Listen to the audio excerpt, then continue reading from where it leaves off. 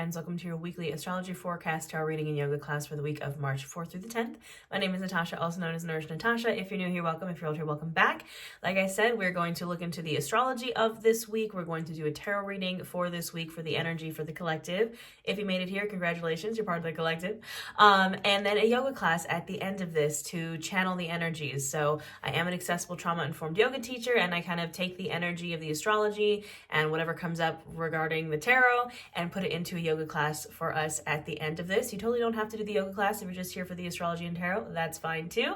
But if you want to try, it's all levels friendly. And yeah, we get back on our mats and we flow. So we're going to get right on into it. We're going to talk about the astrology of this week. Now, we do have a big lunation, moon phase, moon cycle this week. We have a Pisces new moon coming up at the end of the week on the 10th.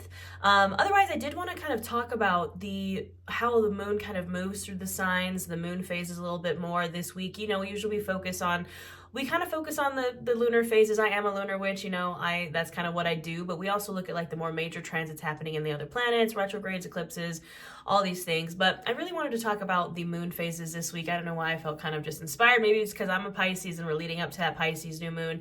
And then the other major transits we have happening this week. So we have coming up on March 9th, Mercury is going to be moving from Pisces to Aries. And I'm actually an Aries Mercury. We're coming up towards my birthday, so I'm going to start seeing like all the kind of similar placements to what I have. But we're moving from Pisces, Mercury in Pisces to Mercury in Aries. And we're going to start to see the kind of shifts of things moving from Pisces to Aries, over the next few weeks. We actually have our Mercury retrograde starts April 1st in Aries, which I think is really funny. It's like April Fool's Day. Here's Mercury retrograde. But we have right now the Sun, Mercury, Saturn in Pisces, and Neptune is also in Pisces. We have Venus, Mars, and Pluto in Aquarius. And these things are going to start shifting, but that's what's going on right now. So it's like a lot of water and air.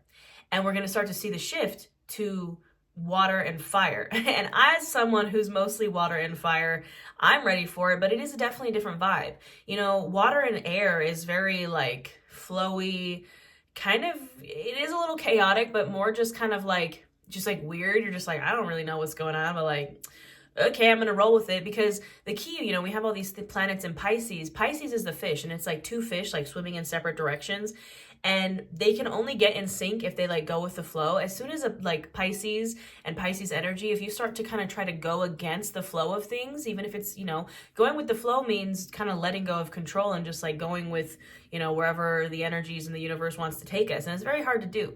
And with all the water and air energy, that's kind of where we found, you just had to kind of roll with the punches, right?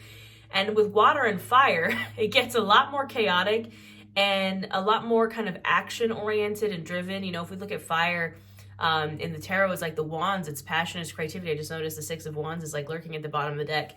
And then we have this new moon in Pisces, and we know new moons are about manifesting, about setting intentions for the new moon cycle. And this week we're going to be wrapping up the waning phases from our last moon cycle, where we had the peak was the Virgo full moon. So we're kind of wrapping that up to get into our new moon in Pisces on March 10th. And, this is our last new moon before eclipse season. So the full moon in this cycle will be an eclipse. And we're kind of preparing for A, the astrological new year, B, eclipse season, and C, retrograde season. So I would really recommend manifesting with this new moon in Pisces. I would really recommend tapping into your dreams, your wishes, your intuition, your imagination, like dream big, set intentions and manifestations over those big dreams under this new moon in Pisces. Because eclipse season and retrograde season, I'm not saying don't manifest. I'm just saying I personally won't be manifesting. It's not, I don't think there's any like set rules as far as like manifesting, releasing, whatever. But eclipses and retrogrades are just chaos. So be careful what you wish for kind of vibes. But this new moon in Pisces, wish for it, set intentions around it. So let's talk about the moon phases. So we have on Monday, we start with our moon in Sagittarius, little fire moon. We love to see it. We shift from Sagittarius to Capricorn Tuesday and Wednesday. So the moon will be in Capricorn. Great time to get stuff done, to get your work done, to be practical. And then we shift from a Capricorn moon to an Aquarius moon Thursday and Friday. So you get a little weird. We get that Aquarius energy, again, teaming up with all the other Aquarius energy of like that air, tapping back into going with the flow, very like intelligent, communicative vibes. And then we shift into Pisces for the weekend. So the moon will be in Pisces Saturday and Sunday. The sun will be in Pisces. Again, Neptune, Saturn in Pisces. Mercury is shifting from Pisces to Aries. So this weekend's going to be heavy, heavy Pisces energy. So if you feel yourself daydreaming and kind of getting lost in the sauce this upcoming weekend, it's just the Pisces energy, my friends. It's just the Pisces energy. So all that being said, it's a very, it's the Pisces of the situation. If you feel yourself unable to focus, getting lost in the daydream, it's okay. That's just kind of what we do. I'm a Pisces sun, Pisces Venus. But, try to grab onto those really important dreams and bring them back down to reality for that Pisces new moon. It's like we got to capture those like delusions and pull them down to earth so they can actually come true. I don't know. That's the vibe. We're going to look at the tarot now. We have the Six of Wands lurking at the bottom of the deck. Like I said, this is a card of victory. And the thing about the Six of Wands is the sun is sunning today. The image on this card is this person is coming back from war, coming back from battle. And they're coming back victorious. Oh, okay, I'm trying to get not the sun rays on this. There we go.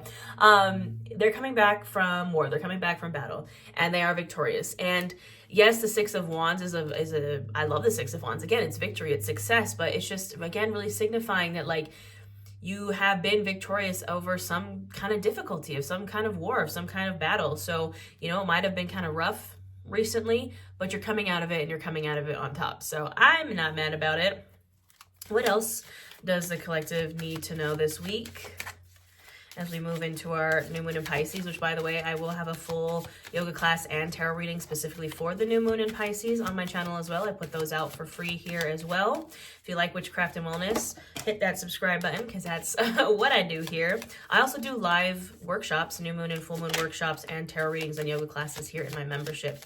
If you just hit the join button, you can come join us there for a little online coven. I just had a card fly out. I'm pretty sure it's the Two of Swords. We'll see. That's all the chaos mode that wants to happen. All right, I think it was the Two of Swords. Am I right? Yes. Two of Swords. So the Two of Swords is a card of being unable to make a decision, but it's also a card of a third way, a third option, or maybe even like 3, 4, 5, 6, 7 bajillion options. The thing is about the Two of Swords, it's you're stuck. You're stuck trying to choose between two things. So if you're feeling that way, if you're like, I don't know whether to go this way or this way, and we can kind of feel that with all the Pisces energy, right? Because again, Pisces is about the dreams and the delusion, and sometimes we have like a lot of dreams. We have like a lot of things that we want to do, and we're like, which one do I choose? Where do I go? Like, we get stuck in this afraid to make the wrong decision or afraid to move forward. It's called, this is the analysis paralysis. That's what the Two of Swords is. Analysis paralysis is when you're stuck because you're just too busy analyzing and trying to figure out, like, what if this is not the right path, and what if I go down this path and it's not right, and my dad had a saying, and my dad is passed. It was just his birthday. He was a Pisces. He was March 3rd. He used to say, and this sounds very weird, but just bear with me on this one. He used to say, when I was like panicking about the what ifs, because Pisces, I get delusional about a lot of things. I have anxiety. I would be like, what if this, what if that? Oh my God, what if this happens? And he'd be like, Natasha, what if worms had machine guns? Where would birds be? Ridiculous, right? It's completely ridiculous. And the reason why he would say that is because it makes you realize how ridiculous you're being, because like the scenarios in which you doom spiral and come up with are ridiculous. And like just saying that, because what like the strategy I guess behind it was that he would say that and you'd be like so confused, like, what do you mean, what if worms had machine guns, where would birds be? That's and then you get thinking about like worms with machine guns. It distracts you from the doom spiral. So shout out to my dad. He was a Pisces sun, Aquarius stellium. That's why he would say weird things like that. Weird, intelligent, like quirky things. I'm like, it doesn't make sense, but it does make sense. If that's what you're doing, if you're like, what if doom spiraling, pull yourself out of it, because there is other options. We just need to move forward. And the thing about the Two of Swords is she's trying to get to this island back here, and she's only seeing these like two paths of like how to get there. The key to the Two of Swords and the analysis paralysis is there's more ways than you think. There are different out of the box, especially with Pluto and Aquarius and all these Aquarius Pisces things happening. It's time to think about out of the box solutions, different like than your normal just black and white. There's shades of gray. Like, just try something different. Try the opposite. Like, do things differently, because it's Pisces and Aquarius vibes. Like, it's time to get weird and innovative and out of the box, especially with Pluto and Aquarius. Like, you know, the innovators and the doing things in a really weird way, that's where you're going to be the most successful. Nine of Wands. You know, we're tired. This guy has been carrying these wands up a hill, and he's taking a break to like, you could tell, look how tired this man is. But the Nine of Wands suggests that this is the final stretch, the final countdown. You're almost there. This is my card of Almost There, the song from Princess and the Frog, the Disney movie, where she's singing about her getting her restaurant, and she's almost there. And, you know, the thing is about, you know, the Princess and the Frog, which if you haven't watched that great Disney movie, is she thinks she's almost there to getting her restaurant, and she's been working really hard and grinding and saving money. But then the universe comes along and is like, oh, this isn't actually like, you know, in the end, she gets her restaurant, but she gets it in a different way than she thought she was, because the universe is like, actually, you need love. And, you know, then she goes on this whole journey, gets turned into a frog and all that stuff. And she ends up finding love and also getting her restaurant, but gets it in a way that she did not expect to get it. So that's kind of this Nine of Wands, Two of Swords vibe, is like, you know, you're climbing up this hill, you're really putting in the effort, you're almost there. But maybe the final stretch is doing something differently in a way that you didn't think that you were going to. And then look, you're going to have your full circle moment. We have the World here. I have to censor her a little bit. We have the World here. And this is the full circle moment. This is the end of the journey. The World is the end of the major arcana. It's the last card in the major arcana. We start with the Fool, we end with the World. And it's like, you're almost there. You're almost there to that full circle, full cycle completion moment. It's just maybe the only thing that's blocking you is black or white thinking, or not having new ideas, or not having a new way to complete the cycle to get to the end of the journey. We got to do things a little bit differently, and something's got to go. We have the Death card here, card of Scorpio. Something's got to go. I think this is really death to the old way of thinking, death to, you know, the old, you can, I don't know if you can see here, but the person that is, you know, dead on the side of the road is actually the king. It's like the old way of thinking, the old ruler is out. We got to invite in the new. And people always freak out when they see the Death card, because, you know, death, but it is not just about death. It is also about rebirth. It's a twofold card. There's death and the rebirth that comes after. And it suggests that if you are looking for some type of rebirth, some sort of new path, something has to die. Something has to give. You cannot invite in the new without first making space by releasing the old. So, and there we go. And then the new journey starts. Literally, it's like full circle completion moment. You gotta, and then it's like crazy the way that this is like a story being told right here. It's literally like with the Two of Swords kind of hanging out there on top. That was the card that flew out. So it's like, you're almost there, right? You're on this journey, you're climbing up this hill, you're tired as heck, right? We finally make it, right? We make it up, we have our full circle moment, we close the cycle, we make it up that hill, great. Then we get, and the World is a card of celebration too. You have to kind of like get there, celebrate it, congratulations, I did it, woohoo! Then be like, all right, now to start my new journey, because again, this is the end of the tarot, and this is card 0. This is the beginning. The only thing separating you from, like, first we have to have our full circle completion moment, and then you gotta let go of the old to make space for the new, whatever that is. Then you can have your new life, your new journey, your new whatever it is. This also signifies taking a leap of faith. He's literally about to walk off a cliff. Like, but it's like a step. There's a very clear step-by-step process of what we need to do here, all with the Two of Swords on top. Like, you need to start thinking differently and stop thinking in black or white. Queen of Wands. You need to tap into your Queen of Wands energy, Queen of Fire, Queen of Passion and creativity and being bold and going for what she wants without caring about what other people think. Knowing that, yes, she has to take a risk. So you see she has a little black cat there. The rest of the Wands court cards actually have salamanders, and she has a black cat instead. And salamanders represent being kind of protected from the fire, but she's like, no, I'm taking my black cat instead. I'm going to stand out, and I understand that there's a risk, and I understand that, and I'm still going to go for it. You know, she's the Queen of Fire. She's not afraid.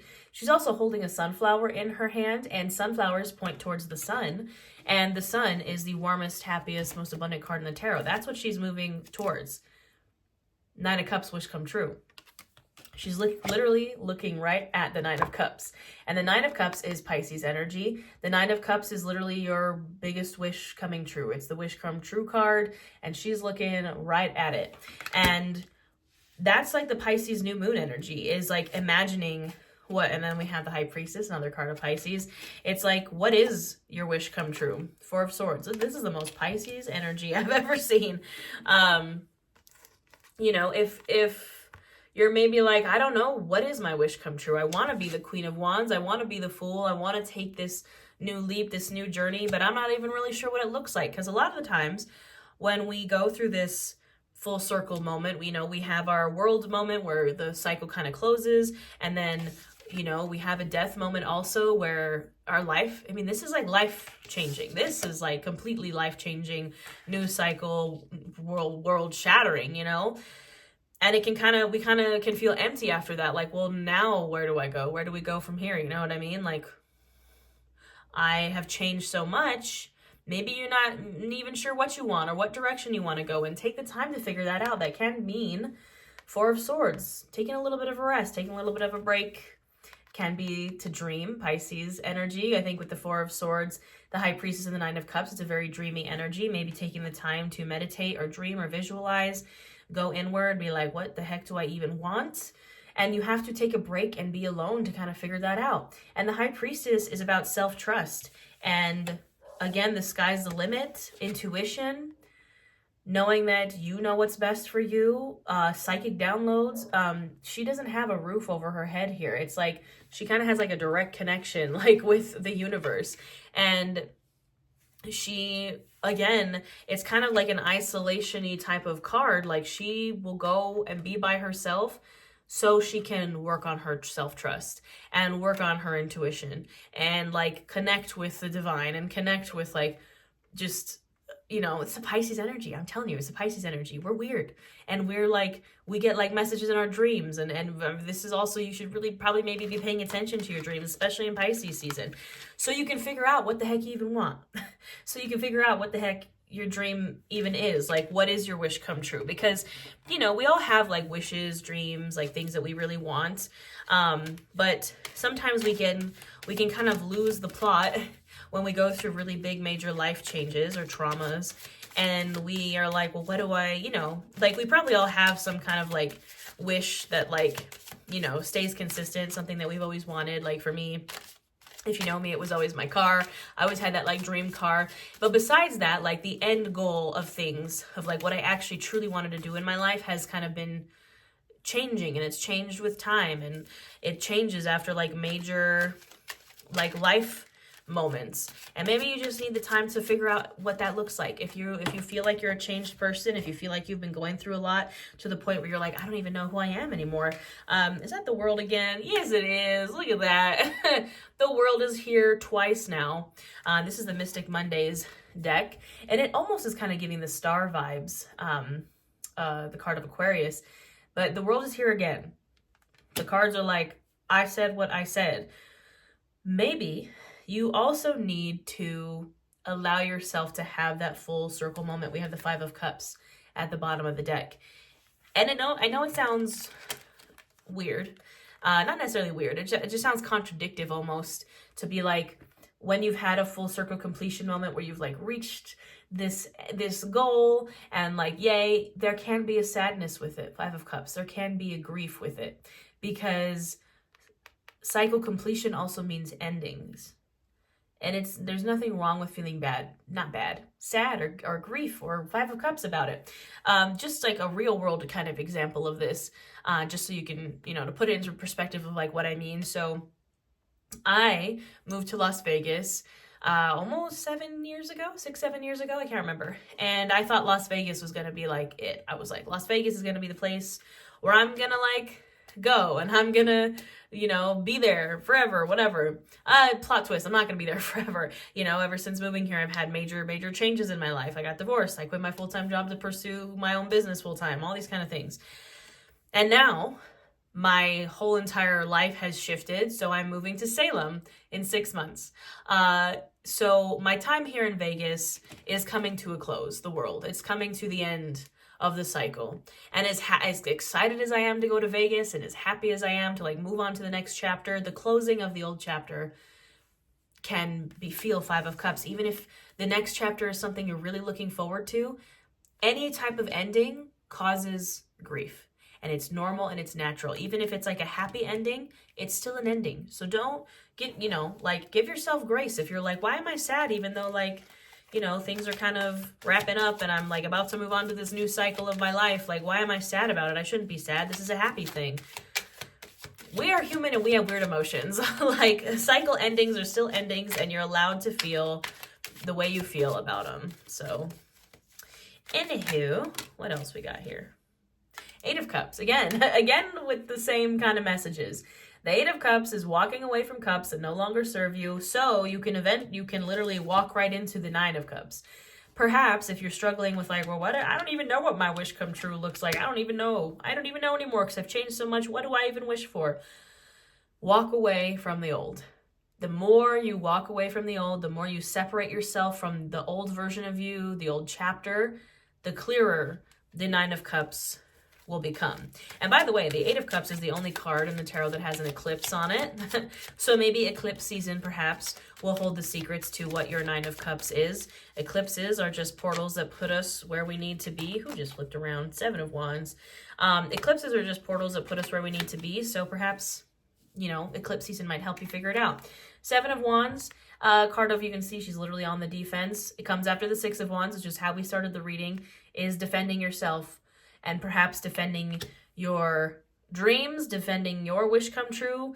With the Eight of Cups, it kind of feels like as you kind of walk away from the old, you feel like maybe you have to be on the defensive. And it's like you're like beating off your old life with a stick. You're like, back, demons, like, we have moved on. Maybe it's you maybe are going to see like things from the past kind of trying to like come back and be like, oh, are you sure you want this? Are you sure? And you gotta, it's like I'm hearing like stick to your guns. Four of Wands, what stability and balance and happiness and the Four of Wands is a portal card, by the way. Usually it's two wands on either side and it's like a archway that you have to walk through, and it's like you are kind of defending yourself on the way to that Four of Wands, which is stability and can be also a card of marriage. But again, I think it's that portal that kind of leads you to your new life. You're like, I have the sense that you might be on the defensive this week, like, no, this is what I want, kind of reinforcing like, this is what I want, I know what I want, and I'm gonna fight back on anything from the past that is keeping me from getting there. So I really enjoy this reading. I think it's fabulous. I hope you all have a wonderful week. Again, if you want to be here for the new moon, I will have a yoga class and a tarot reading for that and a workshop in my membership here. We're going to go do a yoga class kind of based on what's happening here. You can totally skip the yoga if you don't want to do it. Just please feel free to hit that subscribe button if you like witchcraft, wellness, everything in between. That's what I do here. I will always put out free classes. I also have courses available. You can also book private readings in the description box below. I kind of do it all, my friends. So I hope you have a wonderful week, and if I don't see you back on my mat, I will see you next time. Hello, my friends. Welcome to our class for the week. So we're actually going to do moon salutations today. I think we all know about sun salutations. That's kind of what we hear about when it comes to yoga, Surya Namaskars, which is where we salute the sun. But there is also a moon salutation where we salute the moon. And, I don't know why I just felt really tapped in to connect with the moon cycles this week. But with this Pisces new moon coming up at the end of the week, and I don't know, it just feels the reading was all about like that old cycle ending. So I figured we would just tap into kind of like the cyclical nature of the moon cycle and do some moon salutations. So we're going to do 2 moon salutations, really slow, taking our time, kind of moving through the movements together. Moon salutation is basically you kind of do a moon cycle in a circle around your mat.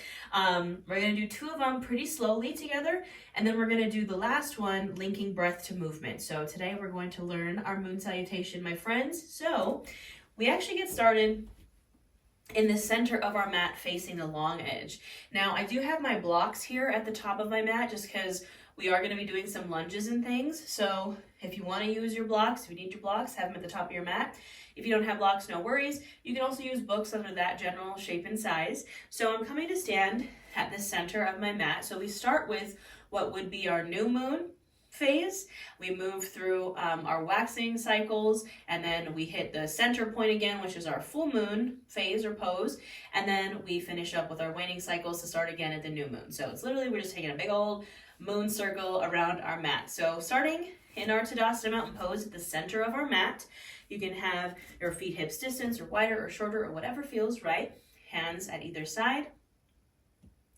We start with just some side bends. So we're going to inhale these arms up overhead.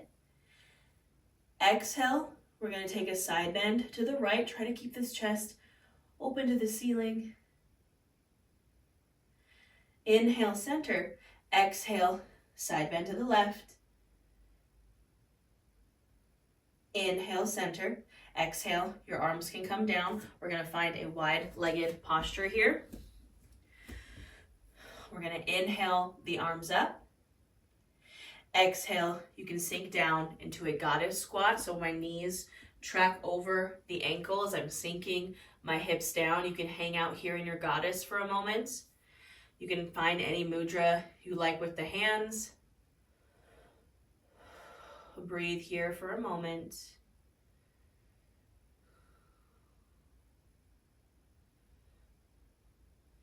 Inhale, come back to standing. And exhale, you can release the hands to your sides. Now this is where we start our waxing phases. So we're going to start towards the right or to the top of the mat. So I'm setting up for a triangle posture. So my right toes are going to stay pointed towards the right. My left foot is going to point towards the front or the long edge of the mat. My legs are still wide. Legs are straight. Arms are out. I'm going to inhale, shift my torso forward. This back hip kind of pops out a little bit. And exhale, I find my way to a triangle pose. So you can use a block here for your triangle. Put that hand on the block, or you can rest the hand on the shin if you'd like, or kind of lay it against your shin. Arms are at 12 and 6 o'clock again. My legs are straight. You can always keep a micro bend in the knees. Maybe gaze up towards that top hand. We're breathing here for a moment.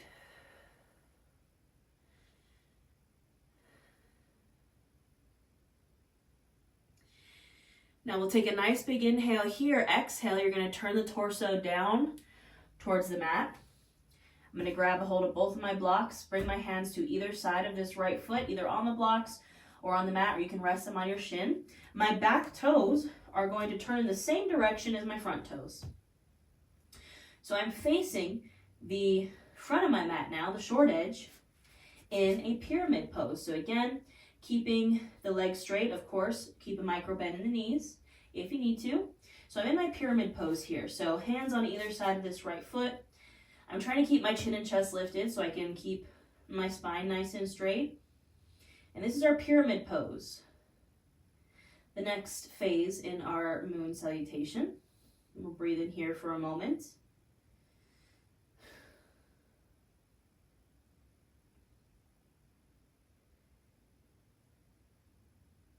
Now I'm going to inhale here, and exhale. I'm going to step this back foot into a lunge. So now I'm bending into my front knee. It's not going past the ankle. My hands are on either side of this right foot. My chin and chest are lifted.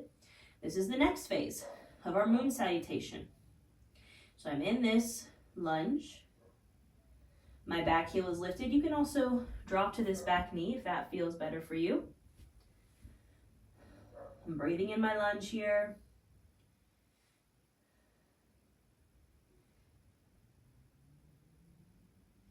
Now I'm going to inhale here. Exhale, I'm going to turn to face the long edge of my mat. So both hands are coming inside that right foot. I'm turning to the long edge of the mat. I'm still keeping a bend in this right knee because now I'm in a side lunge. So you can keep your hands on the blocks here, staying with this knee over the ankle to the right. The left leg is straight. Both feet now are facing that long edge of the mat. This is your option to stay here for this side lunge. Option number 2, if you'd like to go into a deep side lunge, you can come all the way down. Again, this is just an option. You don't have to come to this deep side lunge. You can stay lifted. Wherever you are in your side lunge, we're going to breathe. This is our last phase before our full moon pose. Our center point, if you will.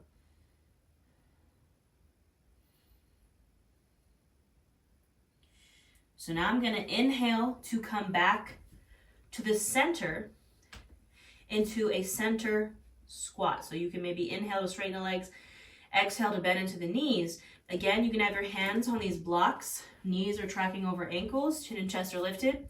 Maybe this is your center squat. This is our full moon point in this cycle. Maybe it's here. Maybe you want to bring those feet in a little bit closer together and then sink the hips down and maybe sit on a block, supported malasana, supported squat. Maybe you want to ditch the block and come all the way down into this malasana squat. Wherever your center squat is, this is our full moon point in this cycle. So you can breathe here for a moment. This is a big hip opener, my friends.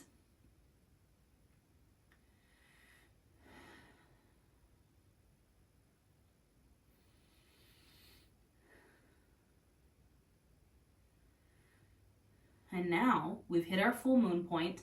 So now what we're going to do is all the poses we just did on the right side, we're going to do them in reverse on the left side. So finishing up our moon cycle. So this is our full moon point. Now we're going to go through our waning phases and then meet again at our new moon point, standing at the top of our mat. So we're going to start to shift to the left. So maybe you bring your hands to your blocks. You can straighten the legs from your squat. Now we're going to find that side lunge to the left. So I'm going to walk my hands maybe over a little bit. I'm going to bend into my left knee, straighten the right leg. Both toes are still pointed towards the long edge of the mat. My chin and chest stay lifted. Again, option here, if you want to sink down into that deep side lunge, you can. So you're finding your variation of side lunge on the left side now. And we're breathing here.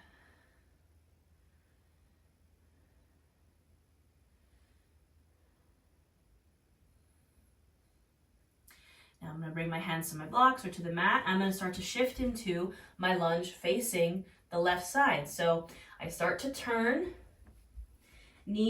left knee stays bent, except now I have my lunge facing the back of the mat. So you can come up to the ball of the back foot, lift the heel. Again, you can also drop the back knee if that feels good for you. Hands are now on either side of this left foot. Left knee's over the ankle, chin and chest are lifted. I'm breathing here in my lunge.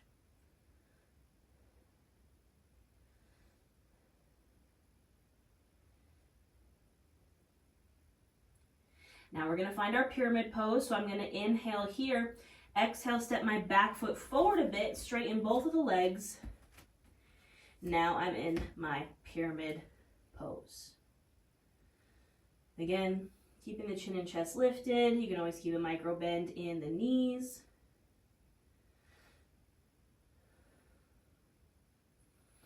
Breathing here.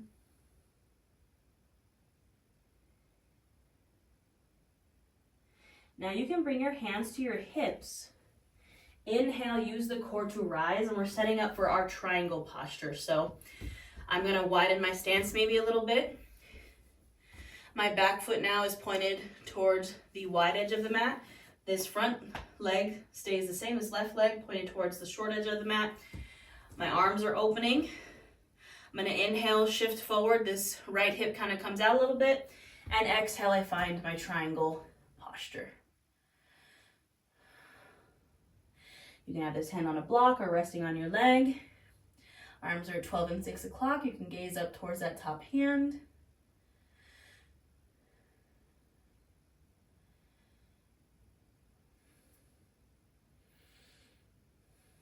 Now when you're ready, I'm going to inhale, engage the core, use that to rise. Exhale, I'm turning this back foot towards the wide edge of the mat. Inhaling my arms up. Exhale, hands can come to center, and you can step the feet closer into your Tadasana mountain pose. That is the closing of a moon cycle, my friend. So we find ourselves back at the point to again start from our new moon pose again, to start from our new moon postures and then take it into another cycle. So like I said, we're going to do one more kind of slowly around the mat, and then the last one we're going to do is going to be link breath to movement. So we're going to find our flow. So I'm going to grab my blocks. I'm going to put them back towards the right side of the mat. And I encourage you again to find the variations that work for you in this flow. So same with the sun salutation, take it at your own pace. You know, you'll find the little things that your body likes to do in your flow, right? I want you to listen to your body. You know, flow is equal parts learning the posture, flowing with the breath, and also listening to you. So we're starting at the center of our mats in our Tadasana mountain pose, starting with our new moon postures.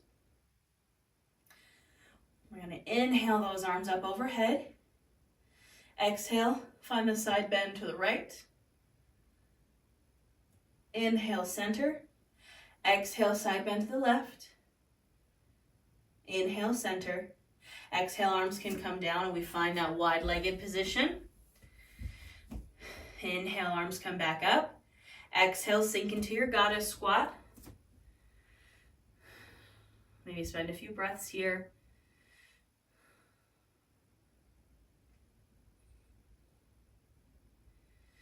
Inhale, back up. Exhale, setting up for our triangle pose. So now these right toes are pointing towards the short edge of the mat. Arms are open. I'm going to inhale, shift my torso center. This back hip might kind of come out. Exhale, I find my triangle pose. Spending a few breaths here.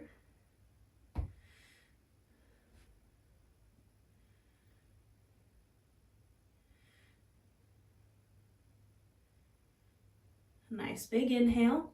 Exhale, I'm turning down to face my mat. Hands are coming to blocks.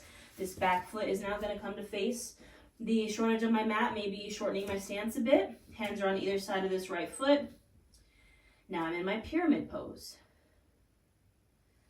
Breathing here.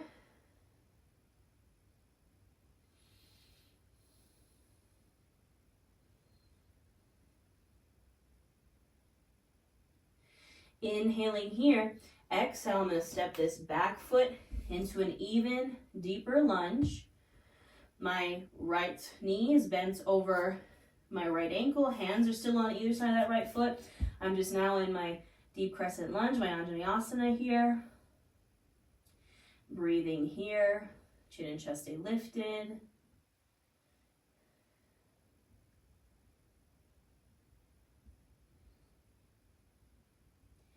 Inhale here. Exhale, I'm turning to face the long edge of my mat. Nice and slow, moving into my side lunge here. So now this right foot's facing the long edge of my mat. Still having that bend in the knee. Left leg is straight, right leg is bent, side lunge. Option if you'd like to take that deep side lunge, you can. Wherever your side lunge is, we're breathing.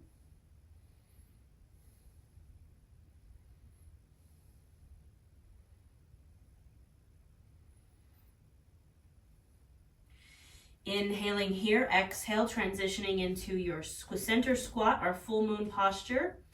So maybe you stay lifted up on your blocks in your squat. Maybe you come to a supported malasana, or maybe you come into that malasana garland squat. Wherever you are, taking a moment to breathe here.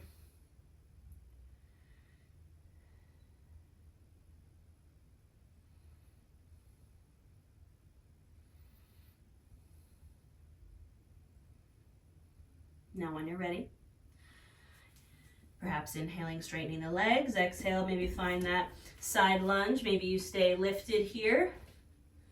Maybe you find that deep side lunge now to the left, moving towards through our other side, the end of our moon cycle. Wherever you are, we're in our side lunge. We're breathing.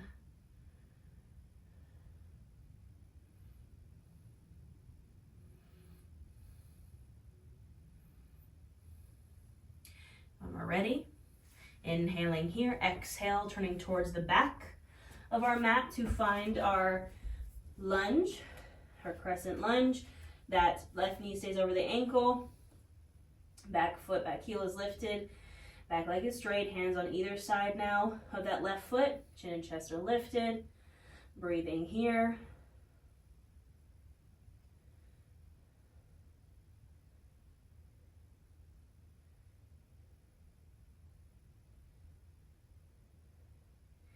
Inhale here, exhale, step that back foot now forward, straightening both legs into our pyramid pose. Hands staying on either side of that left foot. Breathing here.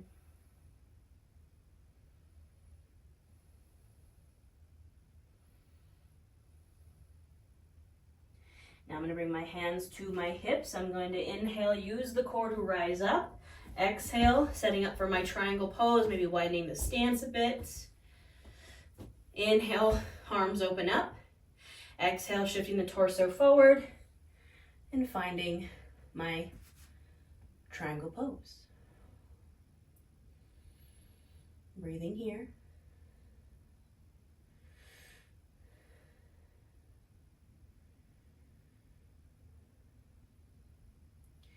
Now I'm going to inhale, use the core to rise up. Exhale, turn everything back to the long edge of the mat. Inhale, my arms up. And exhale, release into my standing Tadasana mountain pose in the center of my mat. All right, my friends, are you ready to flow? Breath to movements. It's going to go a little bit faster. Try to find your flow. Again, you don't have to go as fast as I'm going. You can take it at your own pace. Linking breath to movement. I'm going to grab a hold of my blocks, set myself up for success, placing them at the top of my mat. We're going to flow through this moon salutation together. One last time, once more with feeling. Linking breath to movement. Standing in the center of my mat, Tadasana mountain pose. Inhale, arms come up. Exhale, side bend to the right. Inhale, center. Exhale, side bend to the left.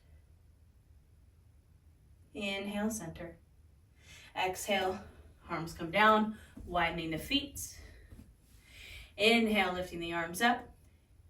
Exhale, sinking in to our goddess squat. Inhale, reach up. Exhale, shift, set up for your triangle pose. Inhale, shifting the torso forward. Exhale, triangle. Inhale, turn down towards your mat. Exhale, find that pyramid pose. Inhale here. Exhale, set that back foot back into your deep lunge. Inhale here. Exhale, turning towards the middle of the mat, finding your side lunge. Inhale here. Exhale, coming to that middle squat. Find your middle squat or your full moon posture. Inhale here. Exhale, find your side lunge to the left. Inhale here.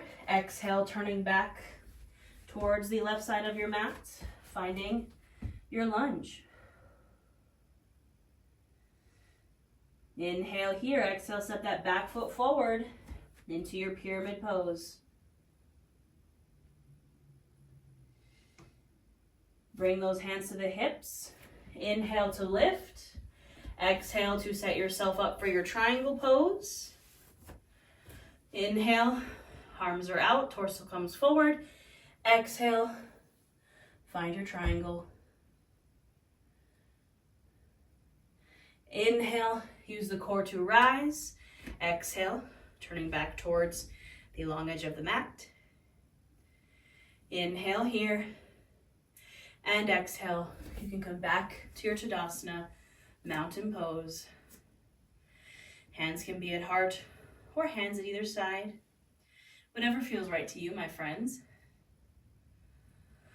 I encourage you to spend some time here with your breath, eyes open or closed. Just maybe 5 to 10 breaths here in a standing Savasana. You can also go into a full Savasana, take any final postures or flows that you like today, but this is where I will leave you. I hope you enjoy a little bit something different today. Let me know how you're feeling. Let me know how you like the moon salutation. And don't forget to hit that subscribe button. And I'll see you maybe for the new moon in Pisces, or I'll see you next week, my friends.